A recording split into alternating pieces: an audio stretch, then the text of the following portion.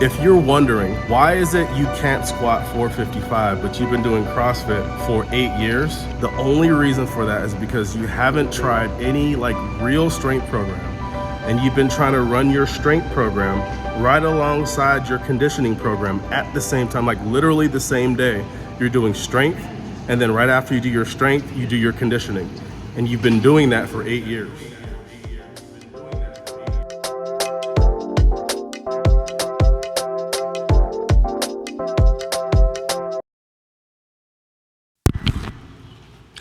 That whole time I didn't have any volume. Wow. The whole time we were talking outside, the microphone wasn't even on. If you guys ever think about getting a Rode VideoMic Pro, don't do it. Get the Deity Pro, Deity, what's it called? D something. D4, something like that. Get the Deity mic because it turns on whenever you turn your camera on, whenever it feels the signal. It automatically turns on. You don't have to worry about that, so you ain't got to go through whole entire talking heads with your microphone turned off. Okay, I'm not going back outside to repeat everything I just said. So here we go. I'm gonna try and reiterate what I said outside. Today's workout is 345, 6x2. I had a difficult time getting here and wanting to do the workout because you know, you can always do the workout, but I want to get to the point where I want to do the workout and I'm like fired up and amped up to do it. Today, I didn't feel necessarily fired up. I only had a banana for breakfast, so I was a little bit low on calories. Not very good. That's not good, huh? When you don't eat. Come here, we're gonna do video with daddy. That's not very good.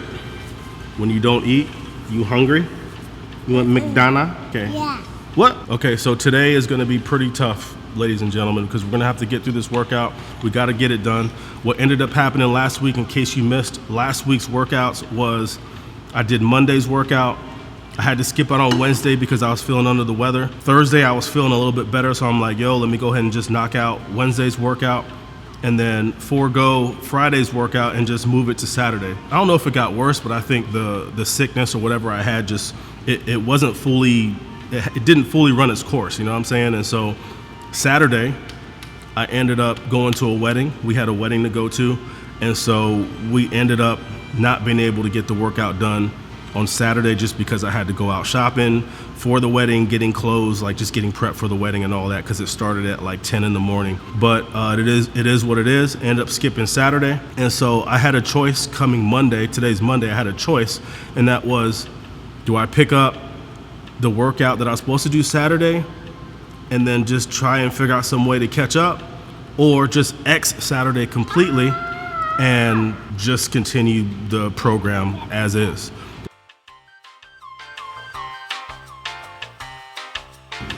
And so that's what I decided to do. I decided to just go ahead and X that workout like it never even existed and pick right up on the program wherever I was at for this Monday. Like I said, 6x2, 2 reps, 6 times. This week I'm starting to up the ante because I'm starting to really time each one of my rests in between the sets.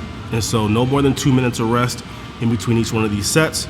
And we accomplished that today. It felt good, felt great. I didn't feel like time was creeping up on me. It felt really good.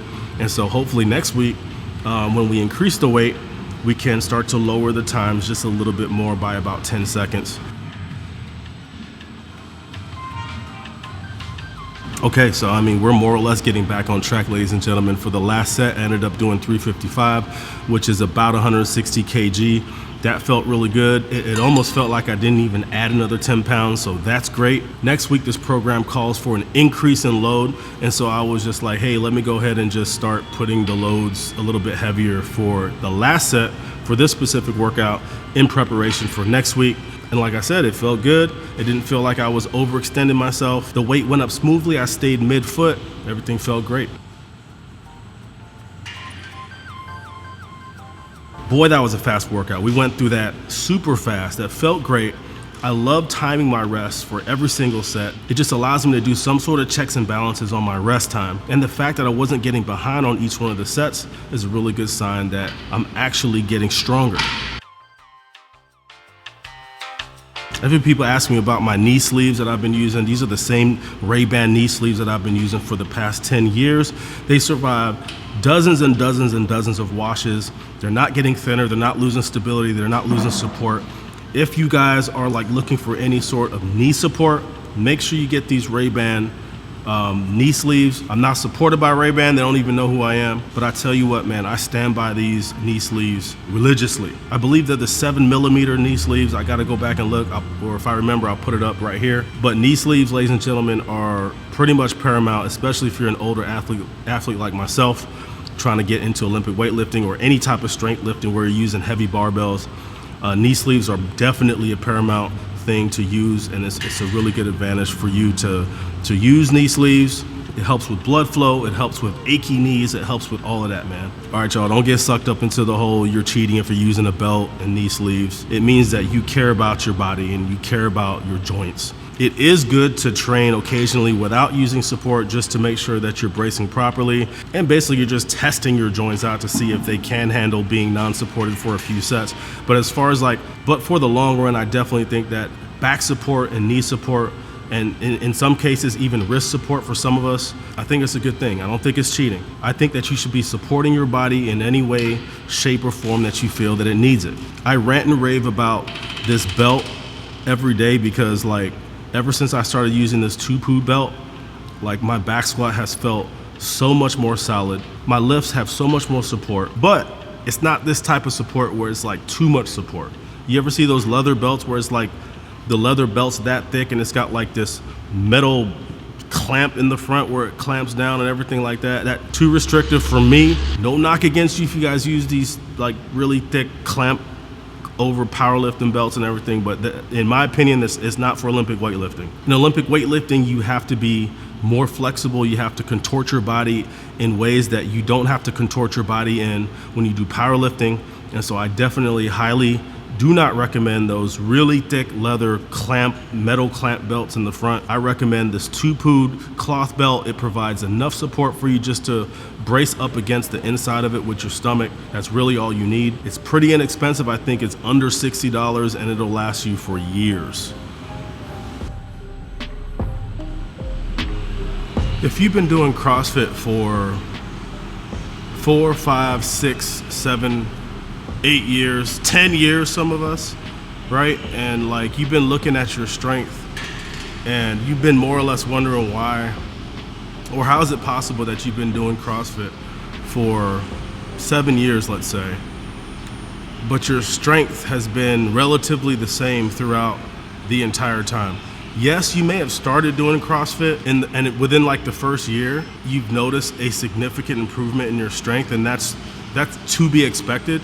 You know what I mean? Especially if you haven't done any type of strength training whatsoever, and then you start to get into CrossFit and your back squat is 205 pounds, and you go through about a year or two of CrossFit, and then now your back squat's 275. Cool. So your back squat has improved by 70 pounds, right? Let's even say you do 300 pounds in the first year and a half or two, and now you're squatting, whereas your back squat used to be somewhere around 215, 225, now your back squat's 325, and that's pretty admirable, right? You know what I'm saying? So 100 pounds over the course of 18 months from basically someone novice to someone intermediate, that's a pretty good jump.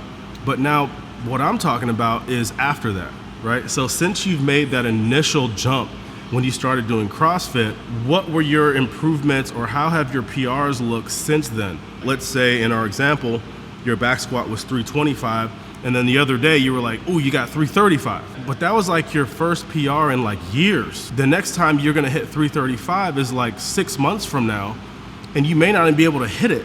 You may be able to hit 225 then. And so that's your new PRs actually went down. And so really you're playing this game of where your personal best at the time is fluctuating, to where it's when someone asks you what your back squat is, your answer is well, right now it's this, but my lifetime is this. Why is it that you've been doing CrossFit for 8 years and your back squat has pretty much stayed exactly the same for the entirety of the time? Well, what I figured out was I wasn't doing any sort of strength cycling at all. I considered the strength portion, the one before the Metcon, I was yeah, I'm doing a strength program. This is my strength program. It's the one I do before my Metcon. Probably the worst decision I've ever made was to follow that methodology of coming into the gym, warming up, doing a strength WOD, and then doing a Metcon. Why? Why do I say that? Because you're never really focusing on strength at all. And if you look at any strength portion of any CrossFit affiliated programming, it's not like a true strength program. It's not a true squat program, because you're going to be doing like maybe squats this week. Maybe you do squats today, right? Back squat, 80%, 5x5, or whatever it is. Just take your pick.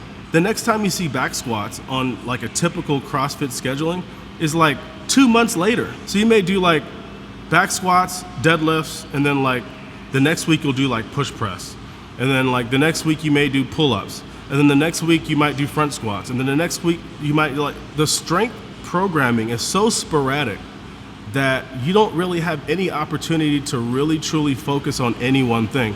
And the thing about doing a squat program or a back squat program is that you actually make significant improvements just from motor pattern skills, just from building muscle memory, from doing back squats Monday, back squats Wednesday, back squats Friday, and then like a recovery back squat session on Saturday. It wasn't until I truly got on a squat program where I focused on only strength, no metcons, because right now I'm like, for the next, let's say 8 weeks, all I'm doing is coming to the gym, I'm mobilizing, and I'm getting myself prepped to do a 6x2 back squat at 85%. That is the workout. There's literally too many times where I've come into the gym and I've done it myself. I see it as a coach throughout the past 10 years where athletes will come in and they'll see the strength workout and they'll see that it says, let's say 85% 5x5.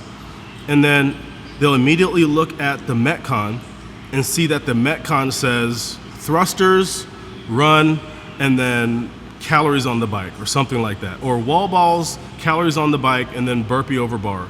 Something like that, something to do with like squats in the workout. Well, what they'll do, and what I've done in the past, is instead of putting like the true weight of 85% of my back squat, I'll like gimp it. And I'll just put like not quite actually 85, but just something heavy enough for me to feel good. And then I'll do my 5x5 with that lower set. Battery died. So anyways, guys, you end up going through like your entire CrossFit career doing this same sort of like pattern, right? Where you come in, you do your warm up, and then you have some half-assed strength program that you do, but you even half-assed the half-assed strength program, and you're not even doing the weights that you should be when you really should be squatting 365 for a 5x5. You're only doing like 315. On top of that, you're using like old, outdated, or not accurate 1-rep maxes. 1-rep maxes from like a year or two ago. When your 1-rep max is like 325, you're doing it off of an old PR from like 2 or 3 years ago from 335. If you really want to see significant strength gains, not just in your back squat, but in your pull, in your press, in your strict press, you really got to focus on each one of the lifts for a certain amount of time and cycle in between them. And then you can go back to doing your Metcons for 12 weeks or 8 weeks, and then you can cycle back into another strength program. Cycling in and out of strength programs is not like this foreign thing that I figured out uniquely and I'm the only one doing it. Even if you're doing basketball or a track and field event, or you're doing gymnastics, you do your gymnastics or you do your football during the season when that sort of stuff is being held. And then on your off season, you're doing some sort of a strength program. It's the reason why it's called strength and then conditioning. It's not supposed to be done together. You're supposed to work on your strength, and then after you've reached some sort of a plan on an 8-week program and you've done your 1-rep maxes and you've peaked, then you can cycle back into your conditioning and you try and maintain as much strength as you possibly can during that conditioning phase. And then when you go back into your strength phase, you try and maintain your conditioning as best as possible, but it's kind of like on the back burner. So it's kind of like your fitness is leapfrogging in a way. So your strength comes first for a certain amount of time, and then your strength goes kind of to the back burner for a couple weeks and you focus on your conditioning. And then you kind of just flip-flop those and you play those seasonally or bi-yearly or kind of however you want to do it. But if you're just literally doing just Metcons only, but at the same time you're expecting these like tremendously crazy back squat PRs like 405, 425, 455, if you're wondering, why is it you can't squat 455, but you've been doing CrossFit for 8 years, the only reason for that is because you haven't tried any like real strength program, and you've been trying to run your strength program right alongside your conditioning program at the same time, like literally the same day. You're doing strength, and then right after you do your strength, you do your conditioning. And you've been doing that for 8 years.